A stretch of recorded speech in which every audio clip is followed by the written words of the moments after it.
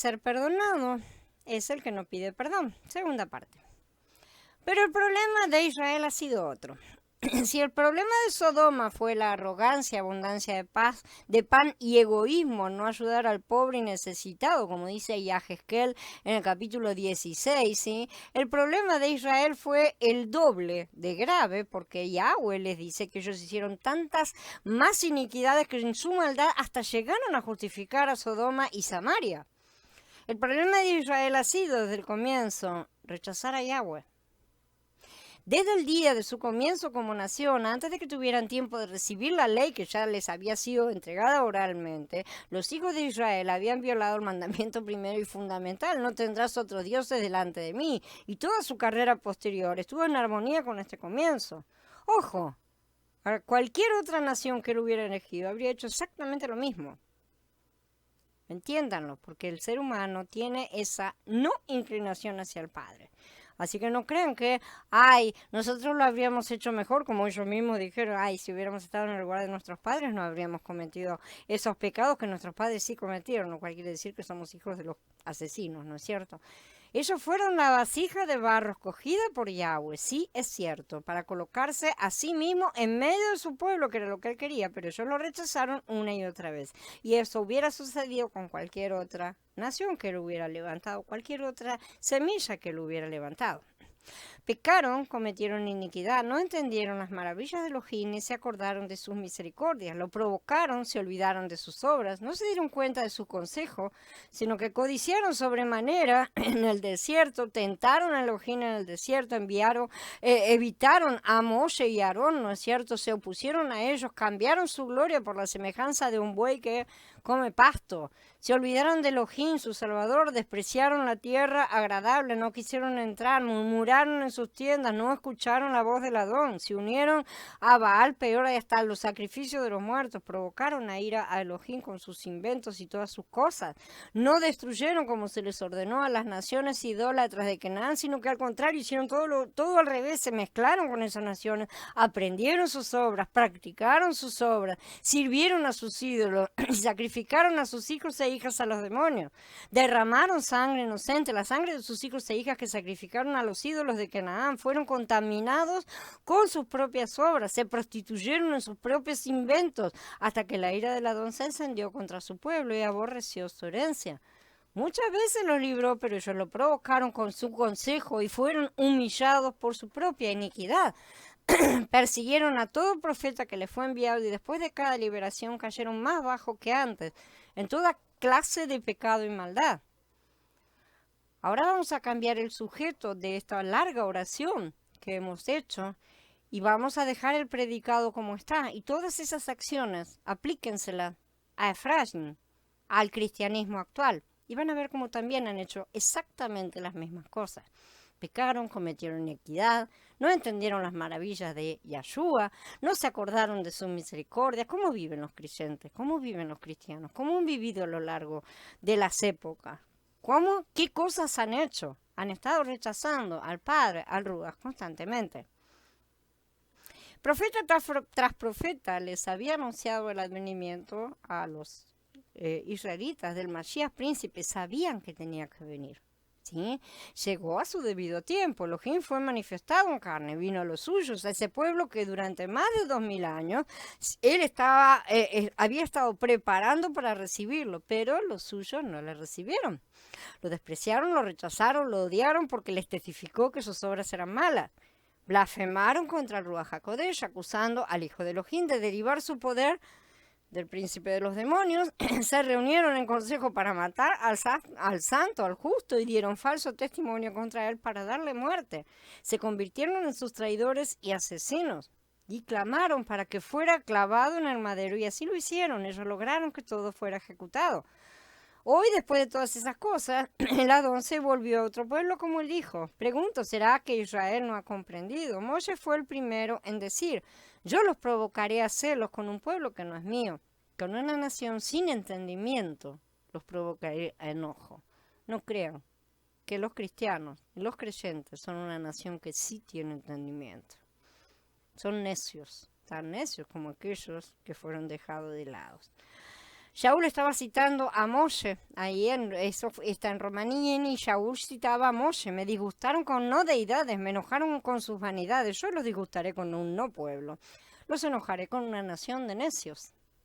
Esta promesa vino en Devarim, en Deuteronomio, en el capítulo 32, cuando recién empezaba el proceso de enamoro, por así decir, entre Elohim y su pueblo. Porque Yahweh sabía de antemano todo lo que sucedería. Por eso escribe este poema y enséñaselo al pueblo de Israel.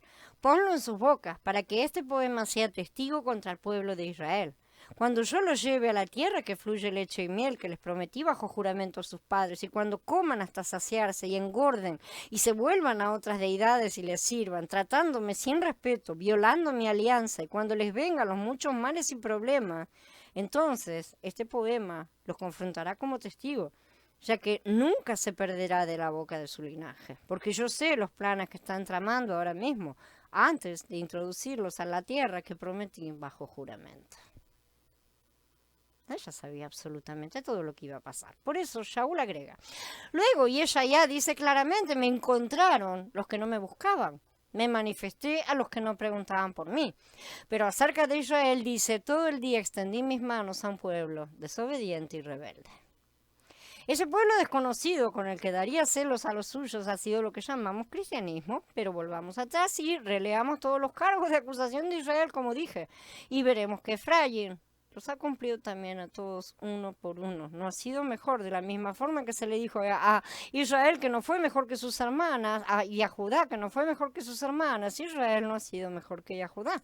El cristianismo hoy también hace como la mujer adúltera. Así es el camino de la adúltera. Come, se limpia la boca y dice no he hecho nada malo. Hoy el cristianismo está exactamente en la misma posición que los judíos. Exactamente la misma. Porque si bien los judíos rechazaron a Mashiach, mataron a los profetas, los cristianos han hecho las mismas cosas. Puede ser que no sea tal vez físico, y sin embargo se pueden matar, ¿no es cierto?, espiritualmente. Bien, entiendan, ambos han rechazado al Ruach HaKodesh y se han negado a ser tocados para ser transformados por él. Otro sería el mundo, si realmente el cristianismo hubiera estado siguiendo en verdad los pasos de Mashiach y hubiera estado todo transmitiendo la vida que el Ruach tiene que transmitir. El mundo estaría lleno de vida. Sin embargo, el mundo está lleno de muerte. El cristianismo, uno de los que más, no está mucho mejor que el judaísmo. Este es el rechazo al Padre, a través de negar la obra del Hijo y por lo tanto no aceptar la acción transformadora del Ruach. Las personas que rechazan el tratamiento de su propia carne rechazan la acción del Ruach. Este es el pecado del que habló Yeshua. Opa, vamos a tener un poco de cuidado. ¿Quiénes han cometido entonces el pecado imperdonable? No existe la palabra imperdonable, pero es el pecado peor de todos. Vamos a llamarlo como el pecado peor de todos. Todos. Porque dice, porque Elohim los encerró a todos bajo desobediencia para tener misericordia de todos. Porque no hay forma que el ser humano en sí mismo saque algo bueno de ahí adentro. Poco sabía Shaul que los nuevos creyentes, para cuyo beneficio los judíos estaban siendo colocados a un lado temporalmente, terminarían haciendo la misma cosa. No lo sabía en ese momento porque él no vio esto. Pero él mismo profetizó cuando dijo, los encerró a todos. Estaba profetizando. Y así ha sido hasta el día de hoy, porque tanto Israel como los gentiles conversos han estado rechazando a Yahweh, levantándose ídolos en la medida de sus propios corazones inicuos, sus corazones de carne, cumpliendo sus propios deseos y no la voluntad del Padre. Han estado levantando sus casas y no el reino, no la casa del Padre. ¿Qué diremos entonces? ¿Que judíos y cristianos han sido condenados para siempre porque ambos han rechazado al Ruach HaKodesh y su acción purificadora? La verdad merecen, pero no. Les vendría bien un buen susto como el que pretenden dar a los que no les caen bien. Diremos que han sido encerrados todos bajo desobediencia, como la palabra dice, que recibirán el justo castigo por su rechazo y que no será para siempre. O no podría haber misericordia, en verdad. Debe quedar claro para toda mente pensante que cuando Yeshua advierte a los fariseos y escribas acerca de la blasfemia contra el Ruach HaKodesh, el impulso principal de sus palabras fue dirigido como una flecha directamente a sus corazones. Hoy también se clava en el corazón de muchos de sus hijos rebeldes que creen que pueden pisotear la palabra de Yahweh, ser rebeldes con permisos porque están bajo la gracia. Pero vean bien la diferencia que quiero remarcar. En ninguna ocasión Yeshua advirtió a los pecadores acerca de blasfemar contra el Ruach HaKodesh, simplemente porque los pecadores se lanzan a los pies del Adón pidiendo misericordia. Cuando digo los pecadores me estoy refiriendo a los mendigos, a los pobres, a los leprosos, a las prostitutas, a los escribas, a los publicanos, ¿no es cierto? Todos los despreciados que estaban en aquella época y sus contrapartes actuales, sea como fuera. Pero aquellos que confían en sí mismos, confían en su carne, que confían en que, no, pero yo soy bueno, a esas personas hay que advertirles que tengan un poco de cuidado. En cambio, los otros reconocen que son pecadores. Los fariseos eran justos a sus propios ojos y ciegos a sus iniquidades. Y hoy también muchos cristianos lo son. Hacen exactamente lo mismo, son justos a sus propios ojos, comen, se limpian la boca y aseguran, no he hecho nada de malo. Mientras expulsan al Ruach de Mashiach de sus vidas, cometiendo todo tipo de iniquidad. Tienen ídolos en sus corazones, sus trabajos, sus vidas inmundas, sus familias incrédulas, porque ellos no las han educado en el temor del Padre, sus comodidades, su egoísmo, porque no piden perdón por sus pecados, sino que piden aceptación de sus personas para continuar cometiendo exactamente los mismos pecados. Sus pedidos de perdón son falsos, no están dispuestos a cambiar absolutamente nada. Por lo tanto, no hay arrepentimiento. Yeshua nunca advirtió a los publicanos acerca de un pecado contra el Ruach HaKodesh. Jamás. Ni una sola vez pronunció una palabra a los pobres y oprimidos acerca de un pecado que pudieran cometer y que no sería perdonado. Yeshua nunca amonestó a sus discípulos y seguidores acerca de tal pecado. Jamás se lo dijo.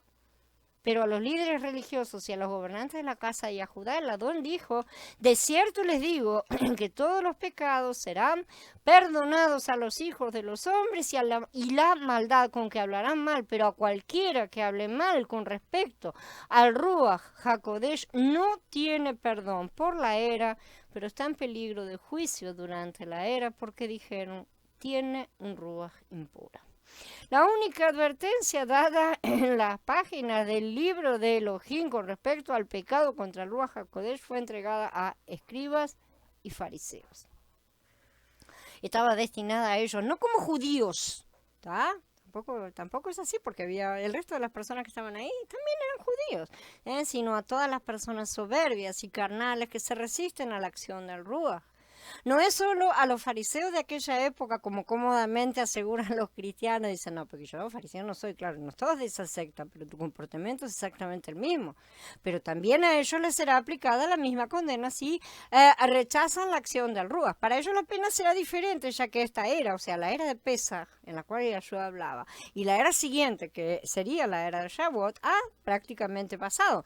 Además de que los pecadores cristianos, aunque iguales a los de los fariseos, han sido cometidos únicamente en la era de Shavuot, evidentemente. Esto es necesario, era necesario que así fuera. Yahweh lo permitió para que la promesa hecha a Abraham fuera en verdad bendición a todas las naciones.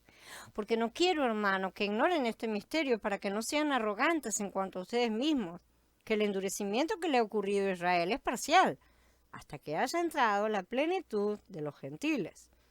Yeshua habló del supuesto pecado imperdonable en esta y otras ocasiones en las que estaba refiriéndose a los fariseos y saduceos. Pueden buscar en las escrituras. A los líderes, jamás al pueblo que lo seguía y lo escuchaba. Y aún así no habló de algo imperdonable en ningún momento, sino que algo que era tan grave que merecería un castigo doble por 2 eras, justamente, era de lo que él estaba hablando. La primera, justamente, la era de Shavuot, que es el tiempo de los gentiles. A Yerushalayim la pisotearán los gentiles hasta que se cumplan los tiempos de los gentiles. Esto está escrito en Lucas. Entonces, cuando el Adón vino a los suyos y los suyos no lo recibieron, los que habían quedado encargados de la viña lo mataron al hijo del dueño de la viña, y Mashiach, que era tanto el hijo como el encargado de la viña, decretó sentencia contra estos malvados como ellos mismos indicaron que debía ser. Ahora bien, cuando venga el dueño de la viña, ¿qué hará con aquellos labradores? Y ellos le dijeron, a estos malvados los destruirá sin compasión y le arrendará su viña a otros labradores que le paguen el fruto a su tiempo. Y Yeshua les dijo, ¿nunca han leído en las escrituras esto?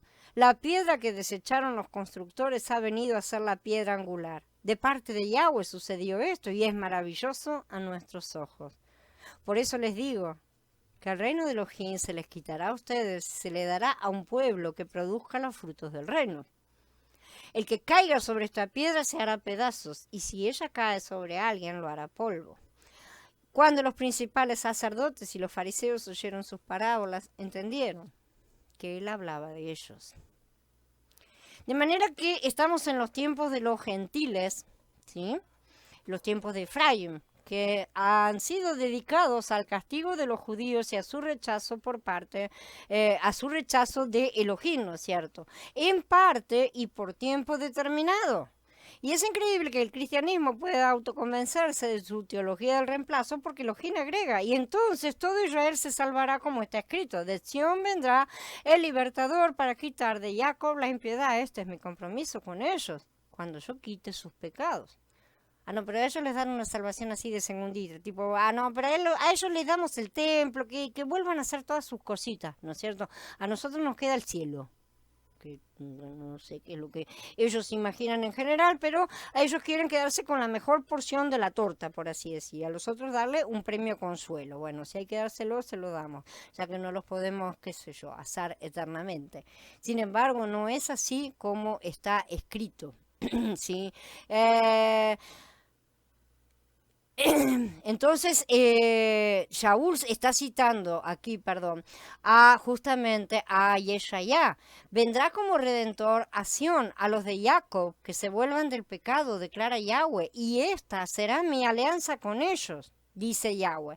Mi espíritu que está sobre ti y las palabras que he puesto en tu boca no se apartarán de tu boca, ni de la boca de tus hijos, gloria a Él, ni de la boca de los hijos de tus hijos, dijo Yahweh, desde ahora y para siempre. Esto está en Yeshaya 59, en el 27 de Yeshaya dice, de esta manera pues será perdonada la iniquidad de Jacob, y este será todo el fruto, la remoción de su pecado, cuando haga todas las piedras del altar como piedras de cal desmenuzadas, y no se levanten los símbolos de Aserá ni las imágenes del sol.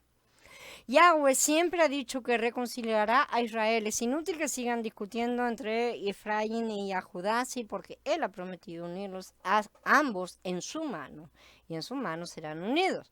Y porque Efraín ha cometido las mismas abominaciones que Judá, muchos serán lanzados a las tinieblas de afuera. Y diferente el castigo porque son diferentes las causas, y ellos no entrarán en el reino, como también está escrito. Mientras que los rechazados judíos vean bien y hagan sus cuentas, habiendo ya cumplido sus 2 eras de castigo, ellos sí entrarán en el reino, los que estén correctamente, ¿no es cierto? Y serán servidores, mientras muchos que hoy pisotean la palabra bajo la excusa de su gracia libertina serán expulsados. Les digo que muchos vendrán del oriente y del occidente y se sentarán ¿con quién? Con Abraham, con Isaac, con Jacob, en el reino del cielo. Oh, caramba, en el reino del cielo entran. Pero a los hijos del reino los echarán a las tinieblas de afuera, y allí será el llanto y el crujir de dientes. Así que aquí vemos que en el milenio habrá israelitas que ya tienen permiso de entrar, mientras hijos del reino son lanzados fuera durante el milenio. ¿Esta parte la leen o no la leen? Los israelitas recibirán espíritu de arrepentimiento. Llenaré a la casa de David y a los habitantes de Jerusalén de un espíritu de piedad y compasión, y se lamentarán por el que mataron, llorando por él como por un hijo favorito y mostrando amarga tristeza como por un hijo primogénito. Dice Zecarías en el capítulo 12, que es citado por Yahanan en Gilgalut precisamente. Habrá terminado el periodo de castigo de Israel y muchos de ellos serán restaurados, aunque de maneras diferentes. Los rebeldes, por una parte, dice, los levitas que se alejaron de mí, mientras Israel anduvo errante lejos de mí y fueron en pos de sus ídolos, cargarán con su castigo. Estarán en mi santuario como servidores. Ay, caramba, ¿cómo es? Cargarán con su castigo, pero van a estar en mi santuario como servidores. Esto implica perdón, ¿no es cierto? Encargados de las puertas del templo y sirviendo en el templo. Ellos degollarán el holocausto y el sacrificio por el pueblo y estarán de pie delante de los sacerdotes para servirles. ¿Ustedes creen que realmente van a reanudarse los sacrificios animales nuevamente? Todas estas cosas serán sombras, lo sabemos muy bien. Y van a seguir siendo sombras nada más, y no se va a restaurar ningún tercer templo. Debido a que los sirvieron, a que les sirvieron delante de sus ídolos y llegaron a ser un tropiezo de iniquidad para la casa de Israel, por eso he alzado mi mano contra ellos, jurando que cargarán con su castigo, dice Adonai Yahweh. No se acercarán a mí para hacerme sacerdotes, ni se acercarán a ninguna de mis casas sagradas, de mis cosas sagradas, ni a las muy sagradas, sino que cargarán con su bochorno y con las abominaciones que cometieron.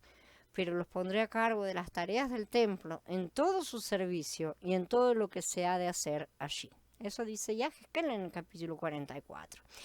Y los que fueron vencedores, por su parte, serán contados entre las primicias. Sin embargo, los sacerdotes levitas, los hijos de Sadoc, que cumplieron con mi ordenanza relativa a mi santuario, cuando los hijos de Israel se desviaron de mí, ellos sí se acercarán a mí para servirme y estarán de pie delante de mí para ofrecerme el cebo y la sangre, dice Adonai Yahweh. Ellos sí entrarán en mi santuario y se acercarán a mi mesa para servirme y cumplirán con mi ordenanza. No crean que estas son cosas físicas que se van a hacer nuevamente. Acá se está hablando de la parte espiritual que todas estas cosas representaban. Y acá no tenemos solamente un linaje humano de sangre sacerdotal que ya ha sido encerrado, sino que lo que acá vamos a tener es un nuevo sacerdocio de Melquisedec. Entonces, esto, ofrecerme el cebo y la sangre, no quiere decir que se van a matar animales nuevamente. Lo que se va a ofrecer es la gracia, la gordura de nuestro cordero que fue sacrificado y su sangre, y esto es una cuestión espiritual. Así como se está haciendo hoy también, aunque en ese momento será de manera mucho más perfecta. Cuando entren por las puertas del atrio interior, se vestirán con vestiduras de lino. Cuando sirvan en las puertas del atrio interior y dentro del templo, no se cubrirán con tela de lana. Enseñarán a mi pueblo a discernir entre lo santo y lo profano y entre lo puro y lo impuro. Ellos estarán para juzgar en los pleitos, conforme a mis juicios los juzgarán. Guardarán mis instrucciones y mis estatutos en todas mis festividades y santificarán mi Shabbatot. Dice Yahezkel también en el capítulo 44. La mayoría de los cristianos no conocen esta profecía y los que la escuchan aferrados a la falsa teología del reemplazo aseguran que esto será para los judíos únicamente. Y están bastante en lo correcto, ¿sí? Y ellos recibirán tierra, entonces van a levantar un templo, van a volver a hacer sacrificios de animales, lo cual no solo es incorrecto, sino que volvería a ser una blasfemia contra Yahshua. Y ellos parecen que no se dan cuenta o no les importa. Pero a los cristianos hacen lo que quieren, son ciegos y tontos, ¿sí? Les basta que los judíos tengan su pedacito de tierra por ahí para tranquilizar sus mentes porque creen que el resto de la torta se la van a comer toda ellos. Gloria al Padre que los ha encerrado a todos para tener misericordia de todos, misericordia de la estupidez, la maldad y el egoísmo de toda la carne humana en verdad. Veremos en breve y en mayor detalle el juicio que Yahshua emitió sobre todas estas cosas, porque es necesario que sus hijos comprendamos cómo su ley maneja y ejecuta juicio, porque si el Adón ejecuta juicio, señores, es porque tiene una ley. Sobre esa ley él juzga. Él no pisará su ley, y hay de aquel que la pisotee, de manera que él ejecutará juicio y condenación de acuerdo con esa ley que tanto se empeñan en querer abolir.